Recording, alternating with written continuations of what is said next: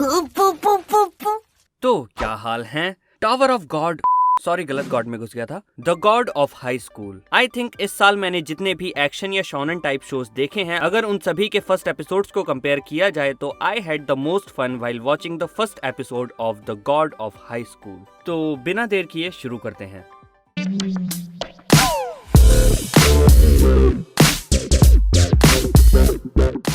तो first episode शुरू होता है थोड़ी पॉलिटिकल और लीगल काइंड ऑफ धमकी से, जो कि आमतौर पर मुझे समझ नहीं आती हैं और इस बार भी नहीं आई। पर फिलहाल ये दो पार्टीज हैं जिनमें कलेश है। इनमें से एक के पास ऑलरेडी कंग फू हसल के मैक्सिमम पावर लेवल तक की पावर है।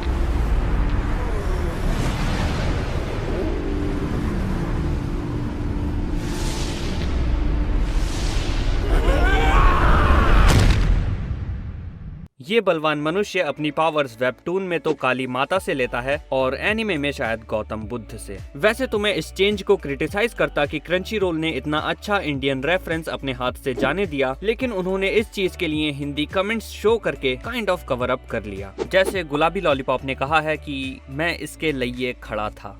गुलाबी लॉलीपॉप खड़ा था?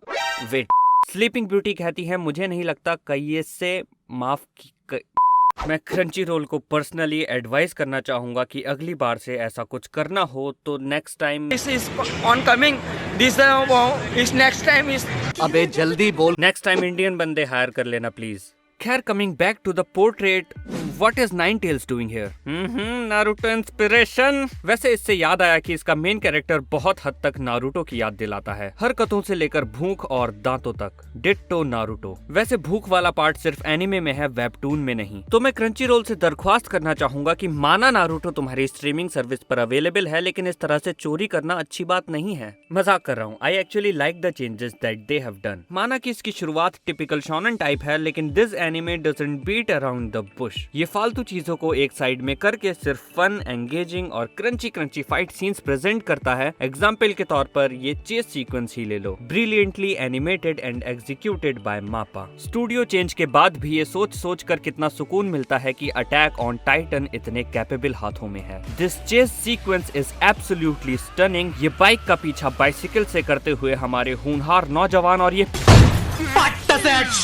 वैसे तो ओवरऑल कॉमेडी और एग्जीक्यूशन अच्छा था, लेकिन अगर वो इस चेस सीक्वेंस के पहले डेडपूल काइंड ऑफ अप्रोच लेते जो कि वेबटून ने ली थी, like acknowledging that you are giving the hero a typical hero entry, तो आई थिंक बेटर होता। But this is also good. इस एक एपिसोड में उन्होंने वेबटून के पूरे 7 चैप्टर्स अडेप्ट किए हैं, जो कि एक बहुत ही बिजार नंबर है। काफी लोग इस एपिसोड को रश्ड बोल रहे हैं, लेकिन मैं कहूंगा it is not rushed, it is just fast paced, जो कि आजकल के बैटल शोनेन्स को होना भी चाहिए। आखिर कितनी बार हम एक ही चीज बार बार स्लो मोशन में देखते रहेंगे? जल्दी जल्दी प्लॉट सेटअप करो and just show us your true potential, जो कि इसका पहला एपिसोड बहुत अच्छे से मैनेज करता है। तीनों मेन कैरेक्टर्स की बैक स्टोरीज अभी नहीं दिखाई गई हैं और कुछ चीजें ऑल्टर कर दी गई हैं। इनफैक्ट अगर इन 7 चैप्टर्स को पूरी तरह से अडेप्ट किया गया होता तो ये पायलट एपिसोड कम से कम 40 मिनट का होता।